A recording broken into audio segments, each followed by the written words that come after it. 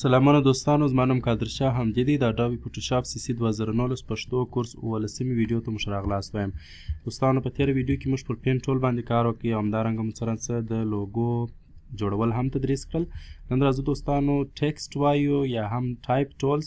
نو په دې کې دوستانو اول هوریزنټل دی. په دې باندې موږ کولی سو چې هوریزنټلی شکل باندې موږ خط ولیکو. مثلا زه راځم دلته فقط یو کلیک تاسې ولګوئ چې دې ته موږ پاینټ ټیکسټ هم وایو. موږ ورې چې کولی سو خط لیکلی سو. که چیرې تاسې هر ځای کلیک ولګوئ ورې تاسې خط لیکلی سئ. مثلا دلته زه کلیک لګوم زه خط لیکلی سم. او بل هم که چیرې موږ غواړو چې پاراګراف ولیکو نو د هغه دپاره هم اسانتیا شته. فقط راسئ ساحه انتخاب کړئ، چپه کلیک ونیسئ، ساحه انتخاب کړئ. وروسته تاسې کولی سئ چې ورې یو پاراګراف ولیکئ. هغه خط به بیا د راساحې نه وځي هاخواته. اوس په کلیک یا پاینټ ټیکسټ کې دا خط وتی، خو په پاراګراف کې بیا دا کار نه کیږي.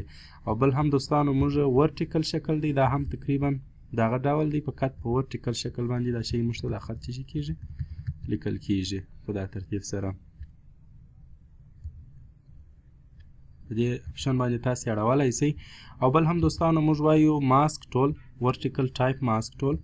زه راځم دا اپشنونه، البته دا خطونه به زه ایسته کړم. راځم اوس دلته په دې ځای کې ورټیکل ټایپ ماسک ټول انتخابوم. تاسې کولی سئ چې په دې باندې مختلف ډیزاینونه جوړ کړئ. مثلا زه دلته لیکم چې افغان په دا ترتیب. دا به زه واړوم دې شکل ته. اوس راځو دا د څو اهدافو دپاره دا ماسک ټول موږ کارولی سو. یو دا چې دا ټیکسټ چې ما ولیکئ د دې بیکګراونډ یا د دې هغه کلر دي، د هغه د شا د عکس کلر سي یا بیکګراونډ دي سي. د دې دپاره یې موږ کارولی سو.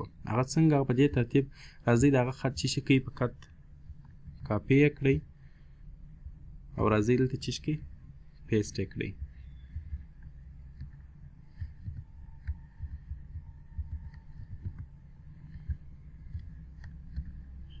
تاسې اوس وګورئ خط موږ ته چې سو بیکګراونډ یې د هغه عکس ته واخیستی.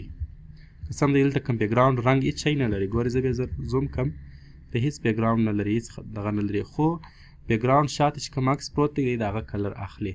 یو دا ماسک ټول د دې دپاره هم کارولی سو. او بل د کاپي رایټ دپاره یې هم کارولی سو چې هغه ته ګلاس ډیزاین هم وایي، ګلاس افیکټ ډیزاین هم ورته وایي. زه راځم د هغه دپاره فقط راځئ دلته دی به انتخاب کړئ او دلته به ولیکئ چې کاپي رایټ.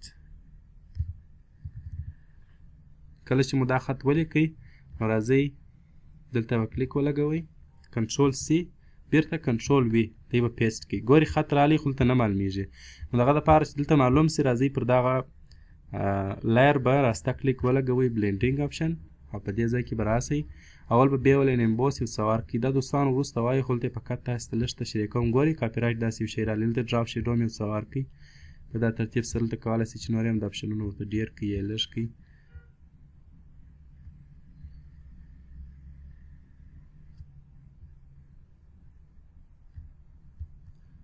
په دا ترتیب موږ ته یو خط چې سي ولیکل سي. په عکس کې تقریبا ډېر نه معلومیږي خو دغسې یو شکل یې واخیستی. کولی سئ چې دا داسې کړئ او دلته یې کښېږدئ. یا هم که هلته وي بیا تر ټولو ښه دی. د ګلاس افیکټ هم موږ کولی سو چې په ماسک ټول باندې کار کړو. او بل هم دوستانو موږ زه راځم دا به زه ډیلیټ کړم. په دې ځای کې چې کله موږ تاسې خط ولیکو نو دلته څو اپشنه راځي موږ ته. اول چې دی دوستانو دا د څه دپاره کارول کېږي، موږ فقط ټیکسټ اورینټیشن معلوموو. چې مثلا موږ غواړو ټیکسټ اورینټیشن واړو د افقي څخه عمودي ته، نو کولی سو چې د دې لارې همدا کار ترسره کړو. مثلا دا خط اوس زه په دې شکل دی، زه غواړم چې دا واړوم ورټیکل ته، نو زه فقط په یو کلیک کولی سم. ګورئ. او بل هم دوستانو دلته فونټ دی، دا ټول فونټونه دي. کولی سئ چې هر فونټ ستاسې خوښ وي هغه ورته انتخاب کړئ. کولی سئ چې هغه فقط په یوه کلیک باندې یا فونټ دلته راسي. ګورئ. او دلته دوستانو دا فونټ اپشنونه دي. اوس دا فونټ یوازې یو اپشن لري. زه راځم ایریل و انتخاب کړم. نو بیا دلته دا ایریل فونټ چې دی ډېر اپشنونه لري. مثلا نیرو سو یا سمپل. ګورئ څه دا په دا ترتیب سو. بلک مثلا نه ده، نوماندې بولد. او دا یې اندازه ده دوستانو. ته کولی سئ اندازه ورته انتخاب کړئ. مثلا زه هم دا 40 نو دا به نور هم کوچنی سي. او یا غواړئ دلته چې په دې ځای کې اندازه ورته انتخاب کړئ، کولی سئ فقط د ماوس چپه کلیک ونیسئ او دا داسې کش کړئ. ګورئ اندازه ډېرېږي او دا رقم بیا لږېږي. او بل هم دوستانو شارپ دی، دا د څوکو دپاره کارول کېږي. دا د خط زه به دا یو سره نږدې کړم تاسې اوس وګورئ دا شارپ سو زه ورته سموت ګورئ په څوک کې څه فرق راځي دا د خط کومې څوکې چې دي بیکګراوند د لاین چې دي د بارډرز یې په هغه کې دی تغیرات راولي مثلا نان بیا به ډېرې تیرې څوکې سي خو کې سموت سي یو څه بیا ګورئ سمې سي او بل هم دوستانو په دې ځای کې موږ یو په دې لیفټ لرو سنټر رایټ ګورئ دوستان تاسې کولی سئ دا پاراګراف کې تر ټولو ښه کار کوي دا مثلا که چیرې زه غواړم چې زه به دا ایسته کړم ما پاراګراف لیکلی دی دلته اندازه بیا زه لږ کړم اوس زه راځم دا پاراګراف چې شي کړم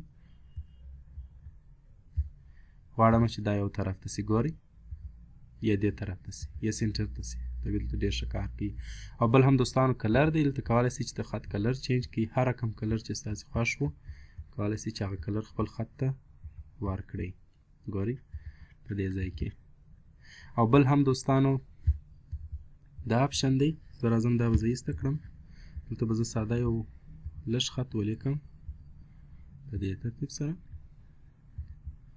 او زه بیا کلر ورته واړوم دا اپشن چې بیا دی دوستانو دا ورب ټکسټ دی چې په دې کې مختلف سټایلونه شته مثلا ARC د بیرغ شکل دی دغه رنګه په دې ځای کې فلګ شکل سو او فش په دې ترتیب ګورئ اوس کولی سئ په دې ځای کې بینډ دغه اندازې ورته ډېرې کړئ په دې باندې مختلف ښایسته ډیزاینونه هم جوړولی سئ دا ترتیب سره ګورئ دا بیا ستاسې په ډیزاین اړه لري چې تاسې غواړئ څه رقم ډیزاین جوړ کړئ کولی سئ چې هغه دلته چی کړئ ترتیب کړئ ګورئ اوس به داسې یو خط موږ ته چې سي ولیکل سي